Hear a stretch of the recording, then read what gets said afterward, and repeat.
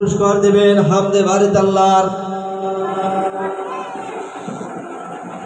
শাইখ জামাল উদ্দিন, বিশিষ্ট আন্তর্জাতিক ইসলামিক বক্তা, চেয়ারম্যান তালিমুল কোরআন ফাউন্ডেশন।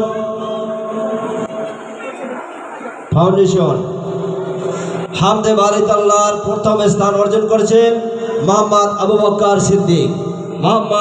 বকর সিদ্দিক। এত সুন্দর একটা গজল পরিবেশন করছেন, মনে হয় যেন আল্লাহর রাসূলের সাথে তার সাক্ষাৎ হয়ে যায়। সুবহানাল্লাহ।